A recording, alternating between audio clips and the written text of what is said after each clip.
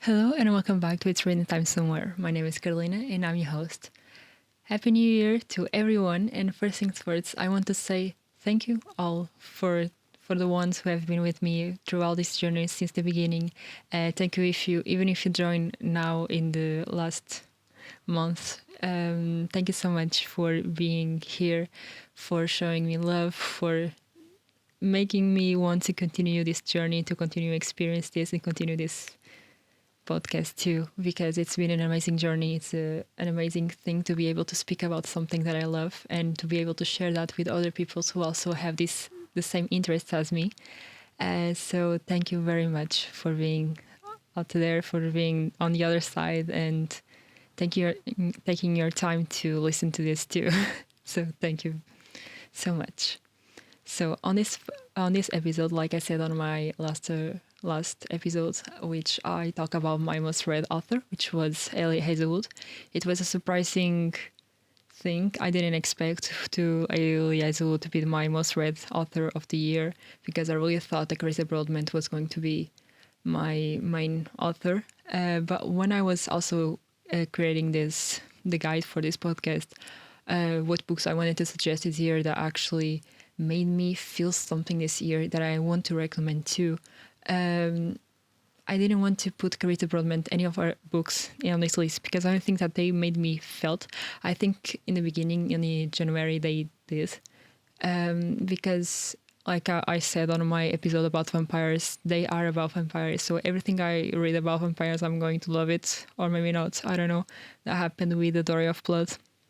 But I don't think that any of those books, even The Songbird and The Heart of Stone, was launched this year.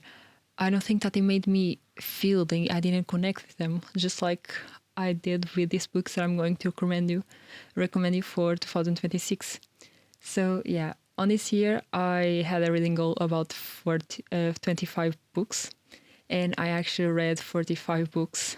I don't know how, but now on the last month, on December, I wanting to reach to 50, and so I tried to read a lot of books on this month, but I gave it up because I wasn't really reading, and I started reading smaller books, and I was too consumed with this idea that I need to reach the 50, and I was actually enjoying the books I was reading, so I decided to stop.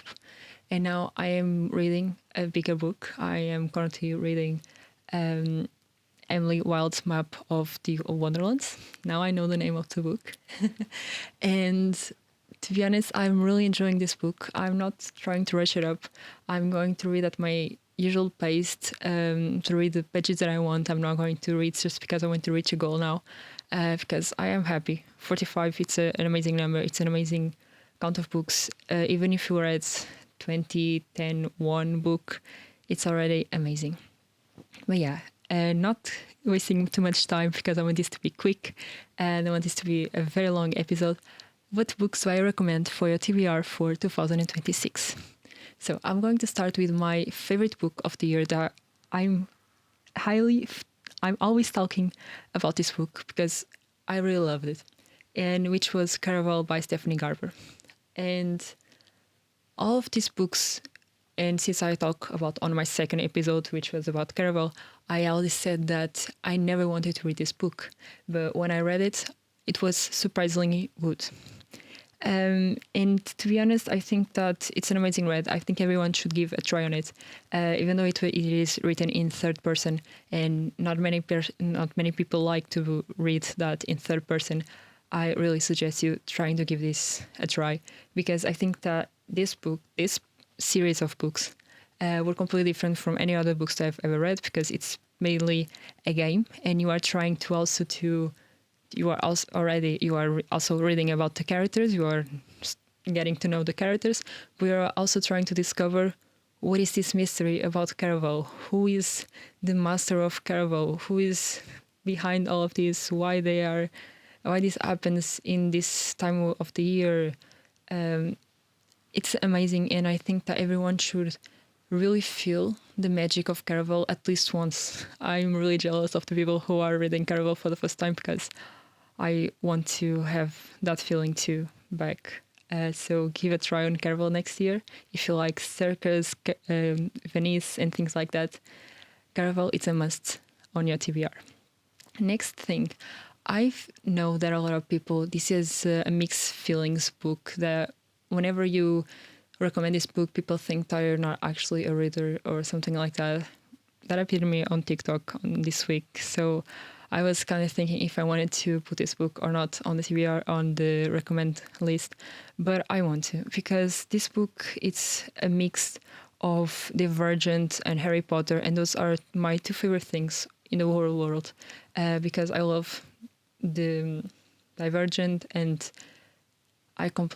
the dystopian that I forgot about that the dystopian part and the Harry Potter and the school and things because they were my childhood. So Fourth Wing is definitely brought me back, even though it's more an adult read on fantasy and romantasy and things like that. That brought me back that feeling. And even though some people didn't like it, I suggest you, in case you like Harry Potter and Divergent, things like that, I really suggest you this book because it brought me that feeling. So it's a must to on your TBR. Next one on the list is actually one that I've been talking about since 2024, which is The House Witch. But on this year, I only read The Heather Witch, the one in the second, by Delia Hash. And to be honest, for me, this is my favorite. This was my favorite, my first cozy fantasy books, and it were definitely my favorite of all times. I love these books. They are really funny, humorous, and they bring you joy whenever you are feeling down, and they make you laugh. I think I never laughed loud before reading a book. Before reading this book. On this book, I actually had to stop and laugh, and people would look at me. And I was sometimes scared of reading this book in public because I know that I was going to laugh at any time. So on 2026, please give a try on The House Witch. Start with The House Witch, even though on this list I put The Other Witch because it's the book that I've read this year. But if you want to give it on a try on a cozy fantasy or something a little bit different, and also Delia Hash, she is a small writer, so please give her a try. She's amazing, and she has also a community on Discord where she speaks with her readers and things like that. So I think that's really amazing. So yeah, give a try on The House Witch next year. And now for two books, one that are a series and the other one is going to be launched next year, which were surprisingly good this year, which are The Knight and the Moth and One Dark Window by Rachel Gillett. I read these books almost immediately together too. I think I made a mistake of reading The Knight and the Moth. I think I should have waited till 2026, but it was surprisingly good too. Even though, thank God, I read this book, The Knight and the Moth, this year because it made me inspired to a project that I had, and I used this book as an inspiration for a work, and it is really good. I think that In Here was the first book that I read of Rachel Gillett, and I noticed that her writing was completely different from the other ones, and also her magic system. She has a creativity that I've never seen any other writer of fantasy having, and completely new things, and a magic that I noticed that also too on One Dark Window because I never. And I've One Dark Window I've been wanting to read since 2024, and I always put that down. I don't want to read this, even though people were always saying that, oh, this book is so good, you should read it. I was always trying not to read the book because even though I knew that I was going to love it, I was not trying to rush it. So when I decided to read it, I loved it, and I didn't want to put the second book down. So yeah, I highly suggest you these two books also to your reading list for 2026. And last but not least, we have The Love Hypothesis by Haley Hazelwood. Of course, on this list, I had to have my most read author of the year. And I love Hypothesis since you listened to my last episode. It's just like I said, I don't know if it was my first romance after a lot of romantasy and fantasy but this book made me want to stop my work and I wanted to read it all day. Really want to be in that world. I wanted to feel it. I feel it the same way. In all of these books I'm recommending, I watch the movie on my head, on my hair, because whenever a book make me feel like that, whenever a book made me connect to them, and I completely forget I'm actually reading and I'm actually seeing a movie, I know that book is amazing already. And for me, that's a 5-star. So this book actually made me want to. It made me watch a movie on my head. So yeah, another book for your recommend. And now for the books about don't waste your time like I did on this year. And one of them is The Merry Ever After. This one is based on the smaller books. This one is only 54, but it's from Tessa Bailey. And basically these are smaller Christmas books. I think I spoke about them on last episode. And are a commission with a lot of these romance writers, and they write this Christmas book. This one was after the one from Elia Zuld, and I wanted to keep on trying those Christmas because I wanted to feel like the Christmas vibe and the romance and things like that, because it was my first year trying to read a Christmas book. And okay, I'm going to give this on trying this year, since last year I didn't want to and I was reading House Witch. So I decided to try, and yeah, I was so disappointed. It's my 1-star book, the only one book that I gave a 1-star review. And please don't waste your time. It had some pages, even though it's 64 pages, it had some parts where I was just passing my eyes because I couldn't read that. It hurt my soul. And even when I was reading the reviews, people were saying, I want to take 1 hour that it took me to read this book, and I want that back too. So please don't waste your time on this one. If you want to read this Christmas commission about all these authors, please skip this one. This one is really so bad. It's one of those books where the guy meets the girl in one day and they are already in love. So please, no. And now, in case you are wondering, what about these? Aren't these amazing? Didn't you read these books? Did you make a 1-hour episode about these books? Yes, I did. And I'm not going to recommend these books because even though one of them is good, it's not an amazing book. Even though people make it feel like it's amazing, it's not. In one of them, it's Akhtar. Akhtar, it was one of those books that I really wanted to DNF, and at some part of me, I say, thank God I didn't, because the continuation of the second, third book, they are actually good. I read them really fast. It was okay. I love the Ryson and Ferry's story. But I hate Nesta. I hated Nesta book. It took me 2 months to read that book, and that made me not wanting to continue reading at all. But thank God I continue reading. For example, the first book, I think the first book was so bad. I don't think that any book should have only action on the 20% on the last part of the book. I don't think that should happen at all in any book at all. And even people were always recommending this book, you should read this book because it's amazing. It wasn't. I had a very high idea of this book. I was expect so much from this book, and the first book didn't show it at all. So please don't waste your time on Akhtar. Read it only if you want to read. Not like you should read this book. No, read it only if you want to waste your time, at least on the first book. I know that some people love the final book, which is the Silver Flames. I didn't like it. I don't like Nesta and Keshin's story. I'm so sorry. Even though I feel that it was a little bit rushed. I think that just like Ryson and Ferry had a 5-book story, I think that Keshin and Nessa should also have 2 to 3 books at least. And I think that the author is going to continue doing that to the other characters too. So read it only if you want, of course. But it's not going to be on my recommend list. And the other book is Quicksilver. Quicksilver, for me, like Akhtar, was a very difficult book to start reading. I was stuck on the first chapter for a long time trying to understand what the book was trying to tell me. I had to reread the first chapter a lot of times just to understand the story. And since I don't have English as my first language, I always want to recommend books that are very easy to read to people who don't have English as their first language and are probably starting to read more English books too, and they want to skip their native language and start reading more English books. So I want to also share what books are easier to read for these people and which are also easier to read for you. Don't be stuck and start hating this book just because it's difficult to read. And Quicksilver was one of those books. Just like Akhtar. Akhtar, I had to download the first book into Portuguese because I couldn't understand the first chapter.